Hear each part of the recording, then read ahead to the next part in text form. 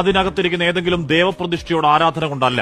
സഭാതലങ്ങളിൽ നമ്മുടെ ശബ്ദങ്ങളെ തെരഞ്ഞെടുത്തയക്കുന്ന പ്രക്രിയ അതുണ്ടായ കാലം മുതൽ അങ്ങേയറ്റം ക്രെഡിബിൾ ആയതുകൊണ്ടാണ്, പവിത്രമായി ഡിവൈനായി കാണപ്പെട്ടതുകൊണ്ടാണ് രാജ്യത്തിന്റെ അധികാര സഭകളെ നമ്മൾ ആരാധനയോടെ വിളിക്കുന്നത് സാങ്ക്ടം സാങ്ക്ടോറിയം ഓഫ് ഡെമോക്രസി അഥവാ ജനാധിപത്യത്തിന്റെ ശ്രീകോവിൽ.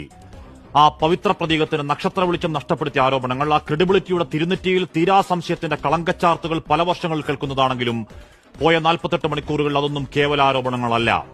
ആ മാധ്യമങ്ങളോട് മിണ്ടാൻ മടിക്കാത്ത ഏകപക്ഷീയ റേഡിയോ ബാത്തുകളല്ലാതെ ഏത് ചോദ്യത്തിന് അത്ര മണിക്കൂർ മുട്ടുപറക്കാതെ മറുപടി പറയാൻ കെൽപ്പുള്ള ഒരുത്തൻ, നാടിന്റെ പ്രതിപക്ഷ നേതാവ്, ഈ രാജ്യത്തിന്റെ ഒഫീഷ്യൽ പേപ്പറുകൾ തെളിവടക്കം ആ ക്രമക്കേടുകൾ ചൂണ്ടിക്കാട്ടിയിട്ടും മണിക്കൂറുകൾ 110 കാര്യമായൊന്നും മിണ്ടാതെ പോയി ഓത്തെടുത്തുക എന്നൊക്കെ ചട്ടം പറഞ്ഞ് ഒളിക്കലല്ലാതെ ആധികാരിക ആരോപണത്തിന് ആധികാരിക മറുപടി പറയേണ്ട കമ്മീഷൻ കമാന്നും മിണ്ടിയിട്ടില്ല.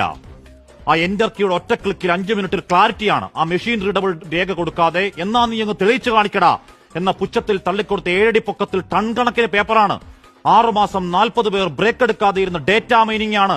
ആ രേഖകൾ കള്ളമാണെന്ന് പറയാൻ, അത് പറഞ്ഞ് രാഹുൽ ഗാന്ധിയെ തൂക്കിക്കളയും മൂക്കിൽ കയറ്റുമെന്ന് വെറുതെ ഒരു കള്ളക്കേസെടുക്കാനെങ്കിലും വായിൽ നാക്കുണ്ടോ? മേലാവിലെ തമ്പ്രാക്കളെ, കമ്മീഷൻ സാറന്മാരെ നട്ടല്ലുറപ്പുണ്ടോ?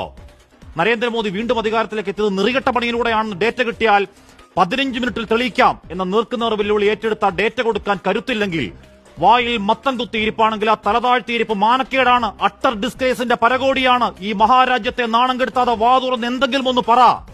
വെളിച്ചം കയറാത്ത കുടുസുമുറിയിലെ 80 വോട്ടർമാർ, വോട്ടർ പട്ടികയിലെ മുഖമില്ലാത്ത ഉടായ്പകൾ, വീട്ടുപേരിന്റെ സ്ഥാനത്ത് ലക്ഷണമൊത്ത വട്ടപൂജ്യങ്ങൾ, അച്ഛന്റെ പേര് HIJK LMNO, ഒറ്റ മണ്ഡലത്തിൽ മാത്രം കയ്യോടെ പിടിച്ച കള്ളങ്ങളാണ്. പോയി ഓത്തെടുക്കുന്ന അവതാ പറയാതെ രാജ്യത്തിന് വേണ്ടത് മറുപടിയാണ്. അല്ലാതെ മറുപടിയില്ലാത്ത വെപ്രാളത്തിൽ വാക്കുവിലക്കാൻ അകത്തിട്ടുകളയുമെന്ന് വിരട്ടാണെങ്കിൽ അധികാരക്കുന്നിലെ കാവിത്തമ്പ്രാക്കളെ നിങ്ങൾക്ക് ആളുമാറിയതാണ്. അന്വേഷണ ഏജൻസികൾ ആഞ്ഞിറങ്ങിയിട്ട് വിറയ്ക്കാത്തവനാണ്. അവന്റെ ഭാഷ ഈ രാജ്യത്തിന്റെ ഹൃദയം തൊട്ട ഭാഷയാണ്. ആയുധം ഈ ചുവന്ന പുസ്തകമാണ്. ആ ഞരമ്പിലെ ചോര പേടി തീണ്ടാത്ത രക്തസാക്ഷി ചോരയാണ്. അല്ലാതെ രാഷ്ട്രീയ പൈതൃകം മാപ്പെഴുത്തിന്റെ പെഡിഗ്രി അല്ല.